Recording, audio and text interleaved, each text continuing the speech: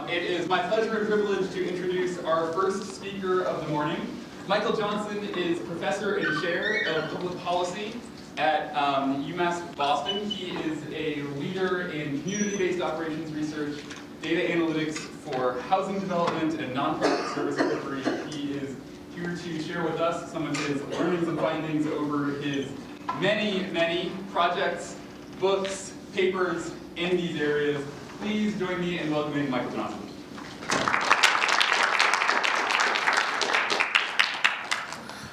Good morning, everyone. Thank you for coming.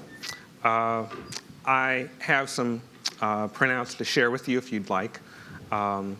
Two from a special issue of European Journal of Operational Research that I'll describe a little later in the talk. A paper from a conference on urban planning and information systems from 2015 that describes work in Baltimore that I'll also talk about later on, and some extracts from some front matter from a book on decision science for housing and community development that I'll also talk about a little later. So these are free and you're welcome to them. I welcome any questions you may have because what you have to say may be even more interesting than what I have to say, so I don't mind taking detours. The term that I use for this talk is community engaged operations research, and I'll define that later on. The work that I do benefits so much from collaborations from many different people and funding from different organizations. The collaborators are doctoral students and graduates from University of Massachusetts, Boston. And collaborators are graduates from UMass Amherst, colleagues from UMass Amherst, UMass Lowell, Tufts University, Karen Smilowitz from Northwestern University, who originally helped me generate this notion of community-based operations research. The motivation for my interest in this area are social statistics that you are probably very familiar with regarding poverty, food insecurity, and housing burdens. And it has been my desire for a long time to use my training in operations research to address these. And they require an understanding of different scales of response, local as well as national, a recognition of the importance of voice of underrepresented populations, and a concern for human and social systems as well as physical infrastructure. The kinds of questions that motivate my work are: how can operations research and management science provide theory, models, and applications that can improve lives of individuals and communities? Can these solution approaches balance rigor and generality with specificity and impact? And is ORMS, as it's commonly taught and practiced, compatible with community change and social justice? So to explore these questions, I'll describe a bit about my conception of community-engaged operations research. I'll review a number of areas in which community-engaged operations research may make an impact. Some are pretty familiar to researchers in this field. Some are a little farther removed from what we normally study. And then I'll describe some of my recent work in this area. I'll describe three recent projects. Many of us, I believe, are familiar with the notion that OR can add value to society, especially when individuals or organizations want to provide goods and services that are not easily commoditized or sold in markets. And especially when the beneficiaries or the participants in the service delivery or product or goods delivery process lack political or social influence to set policy priorities. Conventionally in the private sector, we assume that customers will direct companies to deliver products that best meet their needs through dollars, but it's often the case that the beneficiaries of public sector applications may not have the voice to or the influence to have a place at the table to help determine what kinds of products may be best for them. So the problems that interest me, and perhaps you as well, are complicated. They may include multiple stakeholders, including some who can't be at the table because they're not born yet, multiple objectives, and substantive engagement.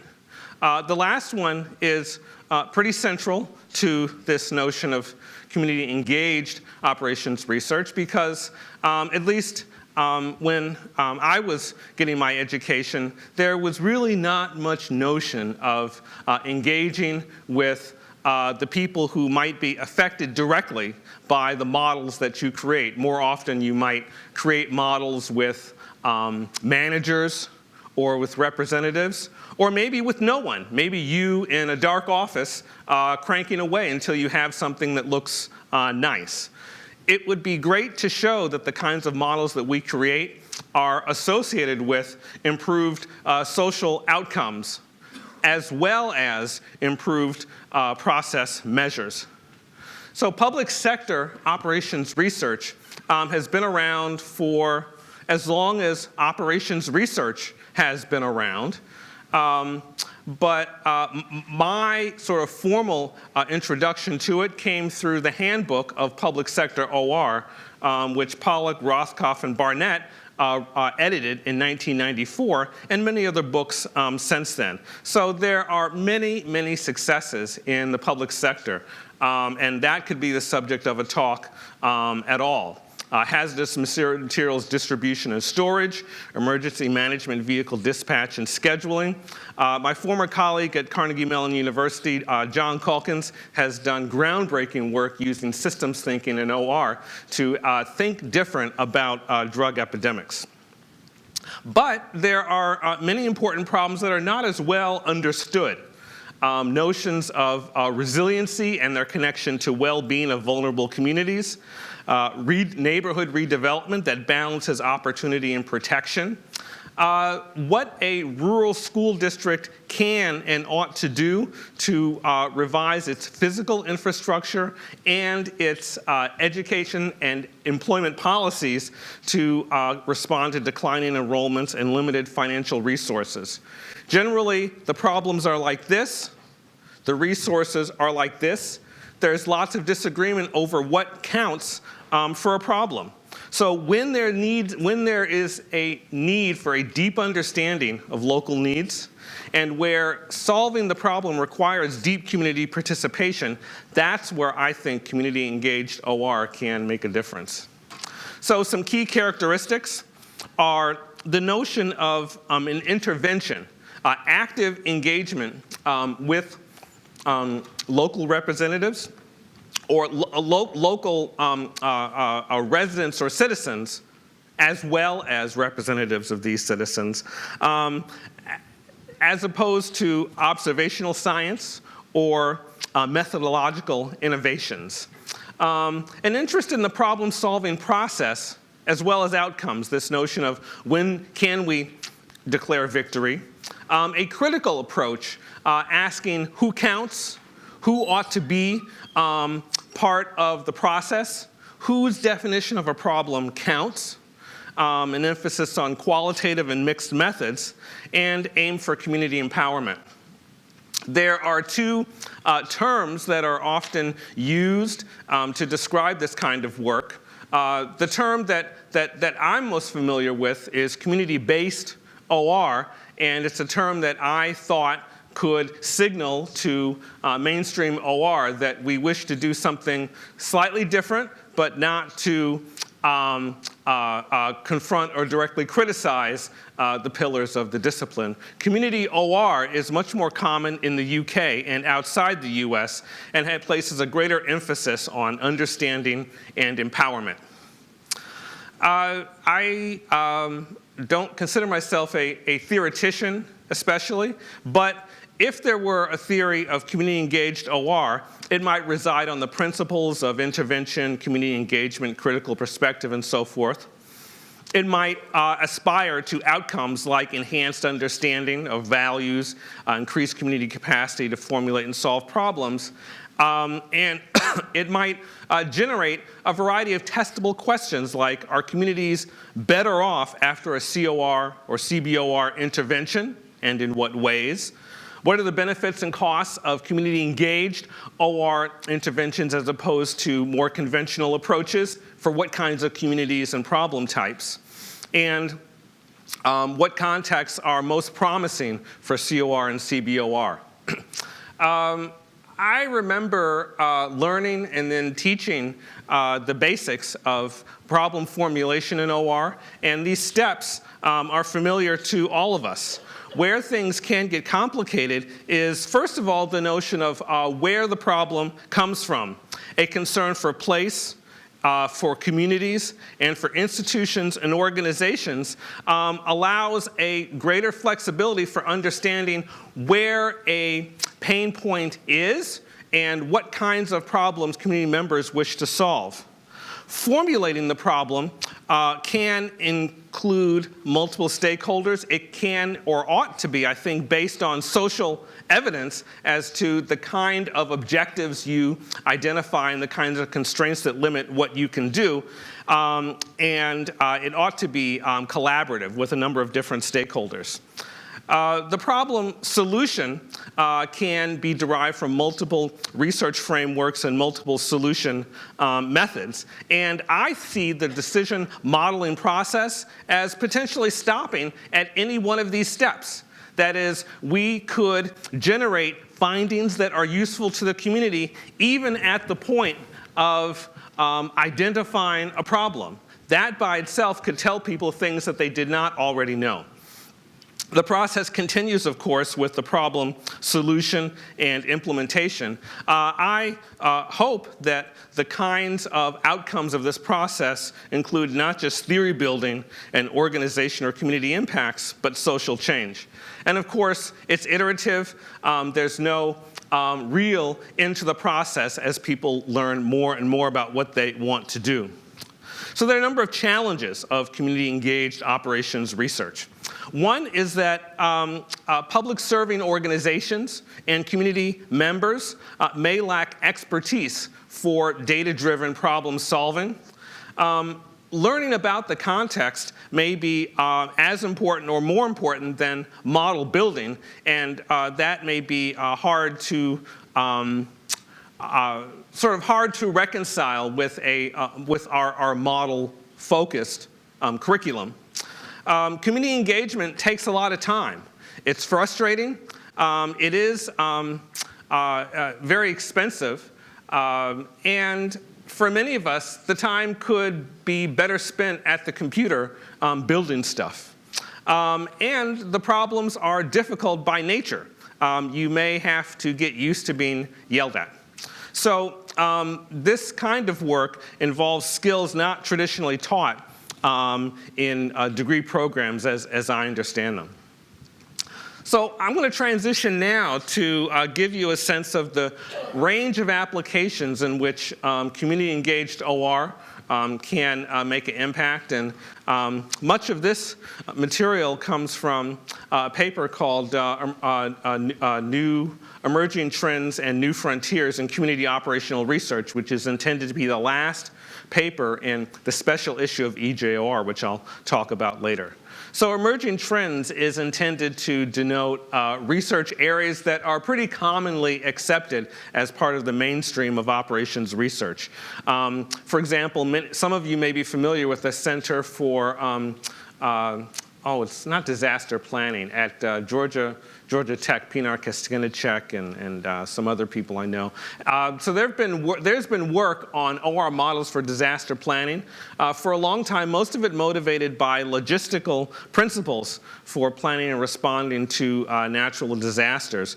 Community-engaged OR can engage stakeholder experiences to address on-the-ground difficulties. That is, not just when and where and how much, but why and in what way and to whom or for whom can disaster planning really make a difference.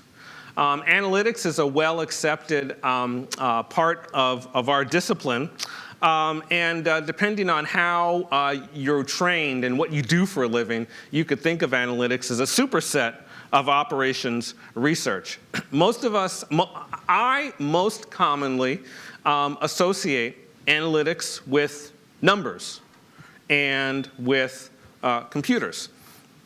But community-engaged OR can emphasize qualitative data and qualitative methods to help understand of what use is the data that we wish to collect. How can communities define their own problems and their own metrics as opposed to outside entities coming to their communities to harvest data? And we may have seen that, I've seen that close up in current smart cities work. So there are a number of new frontiers. These are not, of course, foreign to OR, but they're a little farther away than what I understand to be the mainstream of OR training. One is urban planning and community development, which is special to me because I teach in such a program at UMass Boston. And we know of a prominent urban planning program here at MIT. So what community-engaged OR can do is connect theory and methods of planning and development with decision science principles that emphasize process learning and stakeholder impact. It's true that there are some planning problems that have an OR flavor that are more difficult, that are too challenging or require expertise that planners are not conventionally trained in. But it's not only that, it's asking how can we engage with local communities to define these challenging problems. ISIT, of course, is well studied. There's a Informs journal on it. But I see it placing less emphasis on community-engaged problem solving. And community-engaged OR, in turn, I think has had less to say about IS and IT for community interventions. So all of these innovations for participatory information systems, online community creation, localized applications, they can be fruitful areas for community-engaged OR to ask questions like, what are these systems good for? What localized problems will they help solve? Which particular kinds of individuals will benefit from them? Another area that I find intriguing is the notion of big data. And the public sector applications that I'm most familiar with, for example, work done by the Boston Area Research Initiative, tend to be pretty technocratic. They tend to be consumer-focused. And they tend to reflect a top-down approach towards problem solving. And I think that enforcement and surveillance tend to take an oversized role or perception of such. There's a growing evidence of community participation in data analysis, and it turns out that for many community-based organizations, small data, the data that could fit on 1 or 2 screens of a spreadsheet, is more than enough or challenging enough that it requires special training and special understanding requiring what metrics are important, how to collect the data, and how to quantify the metrics. So we understand smart cities as ways to use large data sets to improve operations and management through advanced technologies. But similar to big data, these applications may reflect centralized or expert-driven tools and applications, though there is the opportunity for citizen science to moderate these trends. Community-engaged OR could influence the design and implementation of smart city initiatives to reflect governance, digital divides, and community concerns. So this is not theoretical. Throughout the city of Boston, I think there's an initiative to develop these smart city hubs where they're going to install sensors and collect lots of data. There's a proposal, I think, to do something like that in an area close to UMass Boston. And at a meeting I attended where we asked basic questions about what the sensors would look like and what data would we collect, I asked the question, well, has there been any engagement with local residents? Is there any understanding of what the community members feel might be in their interest to collect? And the answer was no. There was a representative of, I think, Dublin, Ireland in the room. I can't remember if it was Ireland or Scotland. But they had done a big investment in smart cities that had not turned out as well as they had hoped. And the person told me that one of the reasons she thought was precisely because of this lack of engagement, that you can collect lots of data and you can make great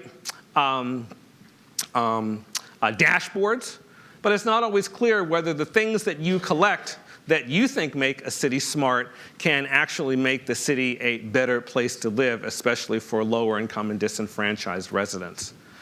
I'm interested in asking how OR-type thinking can make a connection between diversity and inclusion as principles and problem solving that recognizes critical approaches, the importance of voice, but not only to give voice, but to generate specific policies and prescriptions.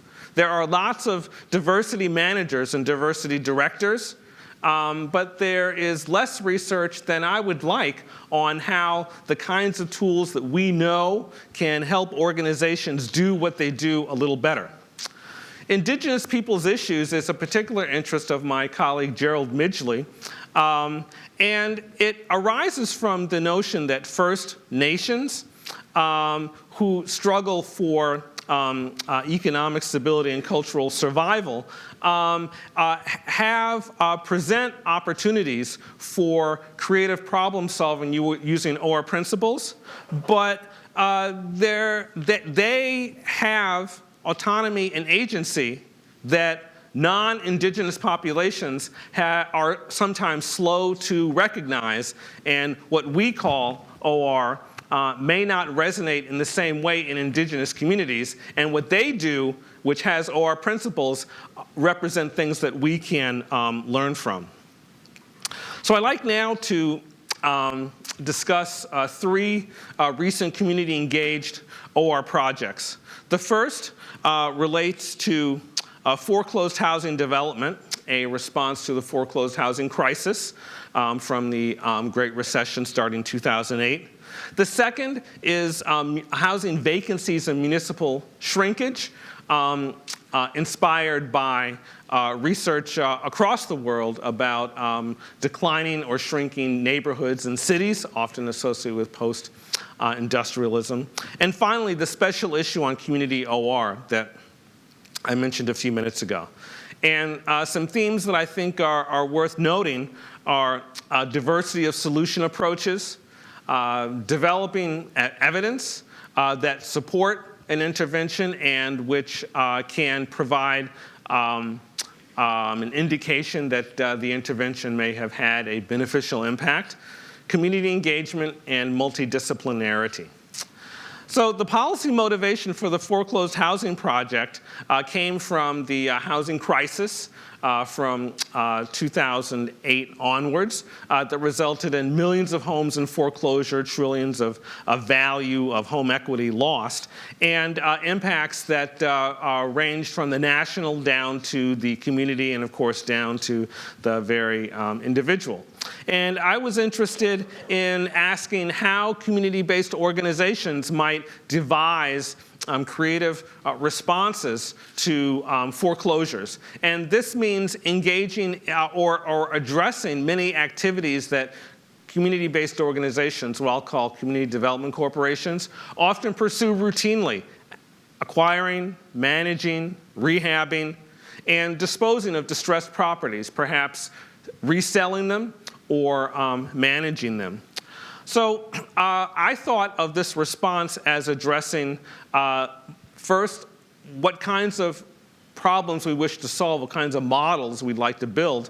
And for that, I used the tool of value-focused thinking developed by Keeney. analytics to quantify the impacts of potential foreclosure responses, stochastic dynamic programming to design bidding strategies and manage housing foreclosure portfolios, and finally, multi-objective math optimization to identify acquisition and redevelopment opportunities. So this work with representatives from 2 community development corporations in the Boston area, as well as a simulated engagement whose client, part of our team, was a former housing director, yielded some very nice findings about how different kinds of organizations may conceive of different fundamental objectives, how these fundamental objectives may relate to means objectives, the center row, that may be associated with attributes and constraints that can yield interesting models. We found for the simulated organization that our structure led in a straightforward way to objectives and alternatives and constraints in the conventional math modeling approach. However, another organization in a declining town outside of Boston yielded a conception of community stability that did not align so well with conventional operations research modeling principles. So one kind of finding arose from some analytic work to estimate impacts of potential acquisitions according to property value, averted property value loss if one were to acquire a property at a particular stage of foreclosure, and a measure of strategic value of one property located in one part of a community as opposed to another part of a community. The idea being that a community development corporation might wish to assemble a portfolio of properties that trades off strategic value and property value to generate a Pareto frontier, and that each point on the Pareto frontier might represent a particular acquisition strategy. The goal, I think, for some of these, especially the more quantitative applications, there's also another paper in 2014 about a stochastic optimization model, is not really that the CDCs have the interest or the capacity in doing stochastic optimization modeling or multi-objective modeling. It would be nice if they were. But I think what's more important is the insights about how we can use values to identify problem opportunities and where the value from our engagement really lies. I think for community development corporations, the notion that you could put a number on the social value of acquiring this property versus that property, or quantifying a notion that's common to CDCs about wanting to work for a strategic impact, I think were really worth the price of admission. And communicating that to CDCs could really help them think carefully and make better decisions about where they should act. The next project I'd like to talk about is related to shrinking cities and vacant land management. Some of us may be familiar with smaller towns and larger cities across the US that have faced persistent population loss, stagnant or declining real values of economic activity, and come from a number of causes: deindustrialization, out-migration, foreclosed housing crisis. And traditionally, we think of more or better targeted investment in new or revitalized housing, or economic activity, or other kinds of physical infrastructure to revitalize these areas.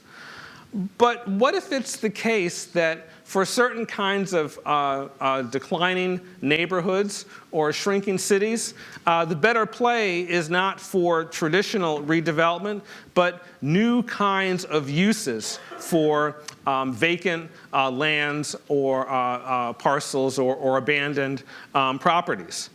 Some kinds of non-traditional uses might be environmental remediation, say stormwater retention, passive use, active use, parklands, urban farming, maybe warehousing for future development, that there are lots of other kinds of investments that could make the quality of life for residents who live in the city at least as good as they would be with traditional development for which there may not be a viable market in the first place. So we worked with planners from Baltimore who knew how to plan but didn't know how to think about acquiring parcels, aggregating them, and then deciding the uses to which they could be put.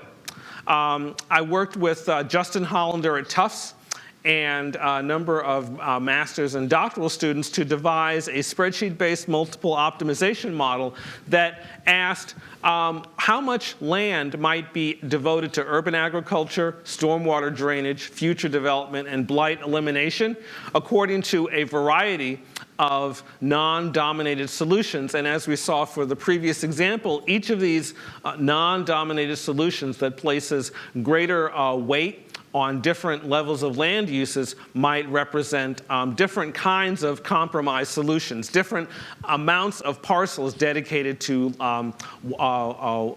stormwater drainage, urban agriculture, and the like. But it wasn't just the multi-objective optimization. There was the question of what kinds of decision models were in the minds of the decision makers themselves. And we did some interviews with planners to ask themselves, what is it that they really seek to do with their interventions? Why might these interventions be important? By which criteria could they determine that a particular intervention could be successful? And finally, what metrics might be associated with these criteria? And we typically found that the criteria and the metrics were very useful, quite detailed, but not very well aligned with the way that the decision makers actually made their decisions in practice. So this represents an opportunity for creative decision making, but also a notion that there's something here that we didn't have a chance to explore, and that is what community members think. From the very beginning of this project, we were told by the planners they didn't want community members involved. Community members, as you know, are very troublesome. They tend to be loud. They tend to have demonstrations. They tend to question your assumptions. And if you're an educated planner, they may make you think that your education wasn't so useful. So that's kind of annoying. The planners actually did exclude community members from all stages of this project. We might have done better had they been a part of the discussion. I'm working on a book project based on this work, to enlarge the concept of data, technology, and analytics to enable residents of distressed and declining communities to have a say in local development. The last project I want to talk about is a special issue of a journal. It's the European Journal of Operational Research, and the title is Community Operational Research, Innovations, Internationalization, and Agenda-Setting Applications. My colleague, the lead co-editor, is Gerald Midgley, who comes from, I would say, a systems science background, but of course is quite familiar with OR and has been doing work in community OR for over 20 years. We're at the last awful end of the process, and we have the 31 papers that will be part of the special issue. and they should be transitioned from in press to actually published sometime around June. And you're welcome to go to the EGOR website and look for articles in press with the keyword community OR, and you can check out some of the papers in this special edition. The reason this was originally of interest to Gerald was that in the UK, the original focus of COR was operations research in the community, serving and benefiting grassroots groups. In the US, I guess you'd call them civic sector associations. But of course, the domain for community or for public sector OR is much broader. In the UK, they call them third sector, but here they are nonprofit organizations. So there is a need, I think, to update the state of the art regarding the way that COR can be used. And I think Gerald and I agreed that maybe there was an opportunity to broaden the ambit of this work to include what the kind of research, the kind of disciplinary perspective that is so common in the training that we get. It certainly defined the training that I got at Northwestern. And we thought that there was an increased diversity in COR that might be worth publicizing. The manuscripts reflect a really wide range of geography across countries, across urbanized areas, and across problem domains. And some of these, of course, reflect these new or emerging frontiers that I talked about earlier. The special issue groups the papers into 5 areas. Ways to think about or theorize community operational research, working with youth, Indigenous people, methodological contributions, rural development, and interfaces with other practices. I find it useful to think about 3 kinds of approaches for some of the papers in the special issue. These are the ones where I was lead editor, and I found it particularly satisfying to see work that really bridged the gap between quantitative approaches that many of us are familiar with and a deep and sincere concern for community engagement, local impact, and social change. So one of these is called Developing a Business Analytics Methodology, a Case Study in the Food Bank Sector. And this is an outstanding paper, I have to say. And what it does is ask how you can use a variety of methods from pictures to model mapping to spatial data analysis to develop a new kind of analytics approach to designing and implementing a business, in this case, charitable food donations to address food insecurity and poverty at a systemic level in the UK. Another paper called Co-Designing the Solution Space for Rural Regeneration asked how you could use multi-methods, including spatial SWOT analysis, facilitated modeling, and choice-based conjoint analysis to answer the question, how could abandoned farmhouses in the wine country of northern Italy be reused to reflect the values of community residents as well as other stakeholders like business people and tourists. Another paper called Teaching Decision Making and Building Resilience in Youth asked how can we enable young people in or at risk for sex work to think different about the current decisions they face, future decisions they face, to make a connection between their values and future outcomes. And this is mostly based on problem structuring methods and value-focused thinking. The idea is to make explicit the kinds of social science research in youth resilience. To make an explicit connection between that social science research and youth resilience to practical, empirical ways to enable youth to make better decisions in a peer mentoring section. And I see as central to these kinds of papers community engagement, mixed methods, and capacity building.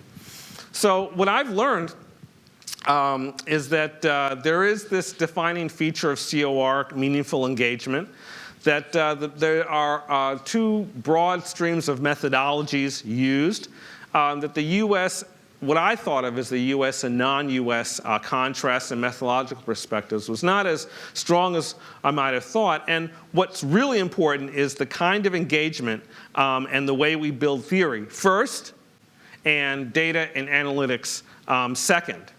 I think this has been a pretty nice project. I think we have really broadened the notion of what COR and CBOR can do and what it can be and how you can do community engagement in a challenging environment. And I challenge myself to ask, could there be a place for this kind of work in traditional decision science curricula? I have found from this work to date that community-engaged OR is a interesting and valid emerging subdiscipline. It can bridge the gap between hard OR and the challenges of wicked problems, which may not admit solutions that address the substance of the problems as distinct from theoretically elegant and seemingly clean solutions that may not address basic needs. I have stories to say about this, but I'll just say that there is a gap that many of us can see in the community between what the smart people say ought to be done and what community members think could be done. And there's a gap for us to fill. I would love for more of this work to appear not just in traditional and prestigious ORMS outlets, but as well as other kinds of outlets that are less traditionally associated with ORMS. There are many books and papers in this area, and these are just a few. I think I'll stop it here and take any questions you might have.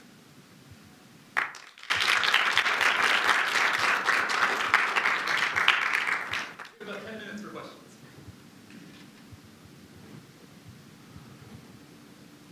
I'm not going anywhere. Yeah? You mentioned community outside of Boston. There was one that had a different notion of community building. Yeah, this was Fitchburg Leominster. So we worked with a number of client organizations for this project. One was Chelsea. Another was, oh my goodness, Lowell. A third was Codman Square, Dorchester, and the fourth was Fitchburg, Leominster. And Codman, an organization I know pretty well, I would say is extremely high capacity. They regularly collaborate with local universities. Their staff are master's level trained in planning and related areas. And they have a really good idea of how to quantify the things that are important to them and to do their day-to-day work, community development, organizing, property acquisition at a very high level. So they were one kind of an ideal partner for this kind of work. Fitchburg Leominster is a little different. Codman, though it may be distressed in some along some characteristics, is of course in the city of Boston, which is experiencing tremendous growth. And its concerns, how to fend off gentrification, are in a sense problems that Fitchburg Leominster wished they had. So for them, in Fitchburg Leominster, their notion was how to make these communities, enable these communities to become more stable and more viable in the face of continued, I'd say, lack of strength in local housing markets. So I think they were less interested in answering, quantitative questions about how to analyze this or target that, and instead understanding, how could a systems approach and decision modeling orientation enable them to do their work a little better. So let me go back to their diagram. So they were interested in sustainability of quality and maximize the quality of CDC-owned properties. And they had many objectives like maximize the stability of the market, maximize the quality of tenants, and these were related to very specific objectives like maximize the impact of responsible investors or minimize the impact of speculators, but they weren't so interested in model-based prescriptions that could tell them what they ought to do. Instead, they were interested in understanding in a more fundamental way what's the scope of, what's the environment within which we work? How can we better think of the alternatives that we could pursue as opposed to having a model tell us?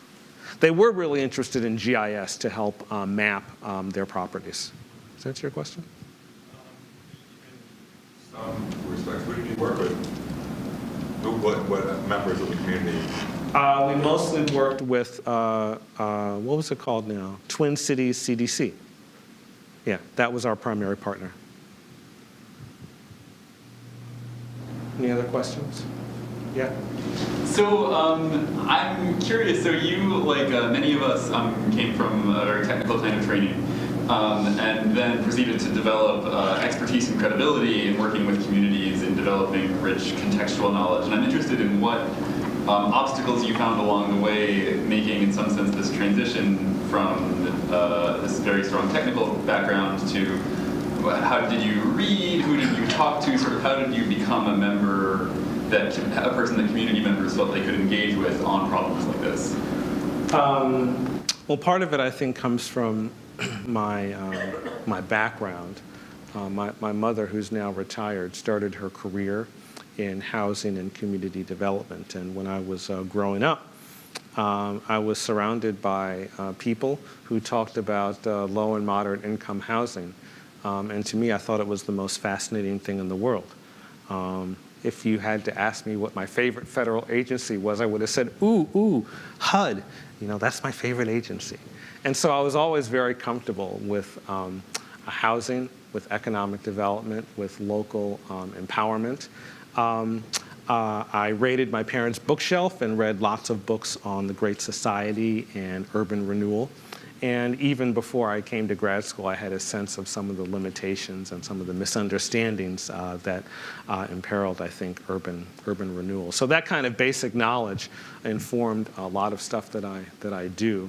My dissertation topic at Northwestern's Department of Industrial Engineering and Management Sciences asked the question, what if public housing authorities could use OR knowledge to make better decisions on how to enable low-income families to relocate from public housing to more advantaged communities?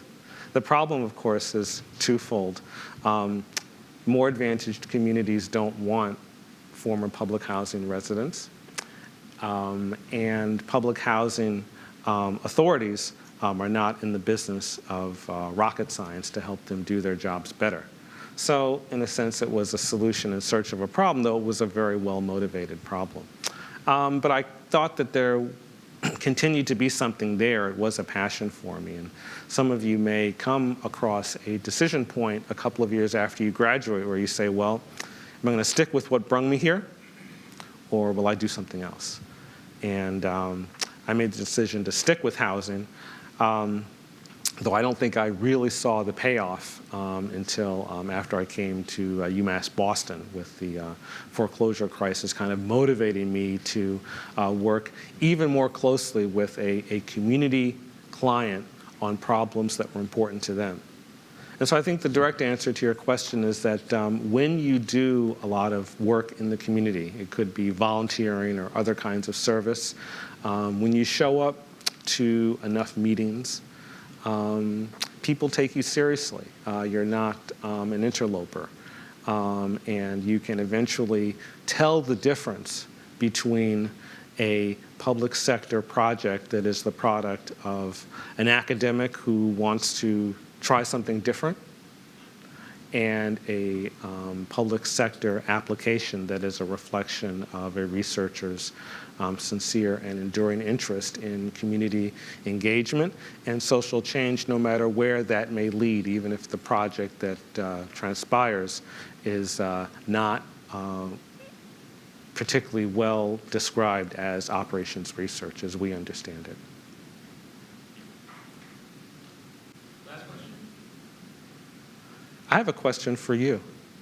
So all the stuff that I've been talking about, community engaged OR and COR and CBOR, is it on the curriculum? Is COR and CBOR on the curriculum in any courses that you take? No bobbing heads, lots of shaking heads. Not to my knowledge, no. Right. So I think when I did a chapter in my 2012 edited book on community-based OR, the intro chapter asked a basic question, this conception of COR, who's teaching it? And I remember the student that I was working with, we went through curricula of all different kinds of OR programs, industrial engineering and public policy, and we found very, very little. In any US universities we knew of that looked like operations research for community engagement or community problem solving. Carnegie Mellon University has a required one-semester course in spreadsheet modeling. That's John Calkins' baby. I think there might be an OR course at Rochester, but that's about it. Not much out there. I just wanted to gather more data. So any last questions? I sincerely appreciate the opportunity to talk with you. Thank you very much.